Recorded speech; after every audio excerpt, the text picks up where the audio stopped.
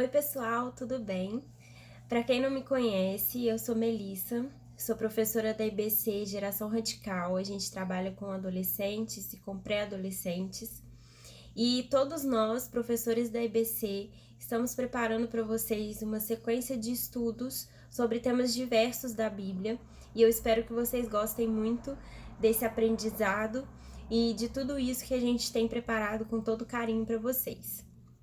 E hoje nós vamos falar um pouquinho sobre o tema dependência. Para começar esse estudo, eu queria que vocês abrissem comigo na Palavra de Deus, em Juízes, livro de Juízes, no capítulo 7. Nós vamos ler do versículo 1 ao versículo 7.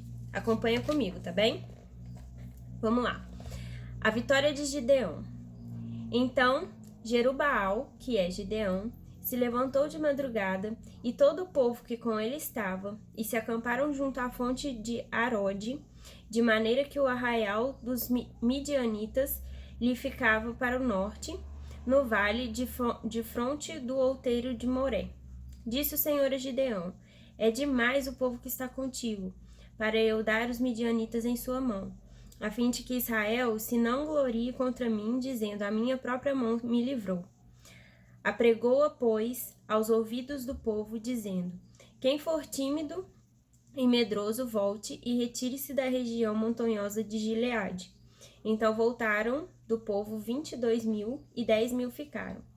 Disse mais o Senhor a Gideão: ainda há povo demais. Faze-os descer às águas, e ali os provarei. Aquele de quem eu te disser, este irá contigo, este contigo irá. Porém, todo aquele de que eu te disser, este não irá contigo, esse não irá. Fez Gideão descer os homens às águas. Então o Senhor lhes disse: todo que lamber as águas com a língua, como faz o cão, esse porás à parte, como também a todo aquele que se abaixar de joelhos a beber. Foi o número dos que lamberam, levando a mão à boca, 300 homens, e todo o restante do povo se abaixou de joelhos a beber as águas. Então disse o Senhor a Gideão: com estes 300 homens que lamberam as águas, eu vos livrarei e entregarei os midianitas nas tuas mãos, pelo que a outra gente, toda que se retire, cada um para o seu lugar. Então, pessoal, vamos entender o contexto histórico desse período que a Bíblia relata pra gente, uma luta entre o povo de Israel e os midianitas. Os midianitas eram um povo árabe, nômade, ou seja, eles não tinham uma casa certa, eles viviam como andarilhos, e eles viviam saqueando, ou seja, roubando o povo de Israel. Eles roubavam o gado, roubavam os outros animais, roubavam alimentos, roubavam a colheita. E ao longo do tempo, esse povo midianita foi enfraquecendo o povo de Israel. Com todos esses roubos, o povo de Israel começou a enfraquecer e começou a empobrecer.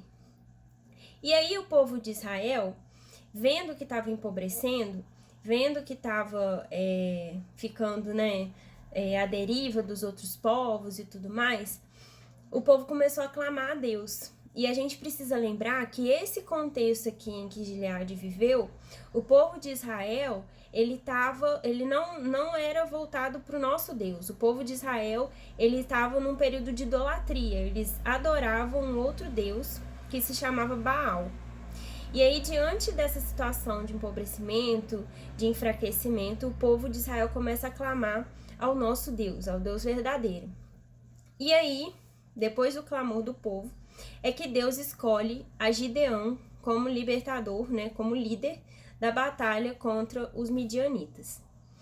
E aí, o que aconteceu? Gideão se preparou, chamou lá as tribos e tal, os soldados, preparou todo o exército para começar a se preparar como direção de Deus para um ataque midianita. Os midianitas tinham se juntado com outros aliados para atacar e acabar com Israel de vez. Então, o próprio Deus direcionou Gideão para poder preparar o povo de Israel, capacitar o povo de Israel para enfrentar essa batalha. E então eles foram para essa batalha. E aí, o que aconteceu? Chegando lá, tinham muitos israelitas. E Deus começou a pedir para eles reduzirem a quantidade de soldados, para Gideão reduzir a quantidade de soldados, para enfrentarem a batalha. Por que que Deus fez isso? Deus falou assim para Gideão que se fossem esses todos soldados, isso tudo de gente, para enfrentar os midianitas, provavelmente no final da batalha, quando eles tivessem a vitória, os israelitas não dariam a honra da vitória a Deus, mas a si mesmos. Então ele falou para Gideão: eu vou reduzir o povo para todo mundo ter certeza que fui eu que fiz vocês ganharem a batalha. No final, Gideão foi lutar contra 135 mil soldados midianitas e seus aliados, com apenas 300 homens.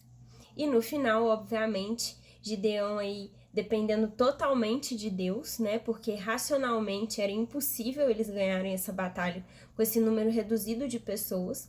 E eles vencem a batalha totalmente dependentes das mãos de Deus.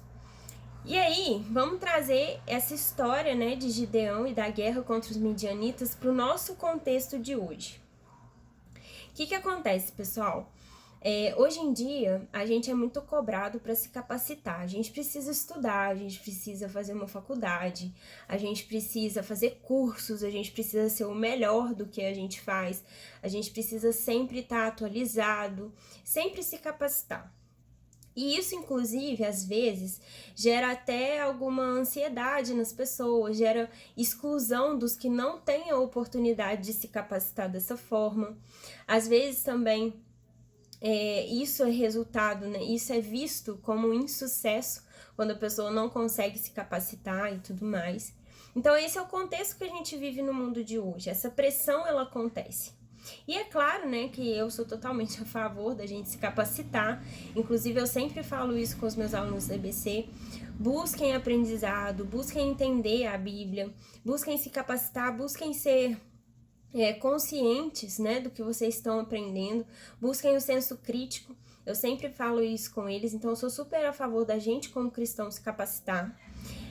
Inclusive eu me capacitei, eu me capacito sempre para dar minhas aulas no IBD. A gente estuda muito a parte da teologia, a gente estuda as teorias, a gente leva, né, faz os alunos pensarem de fato e chegarem a uma conclusão.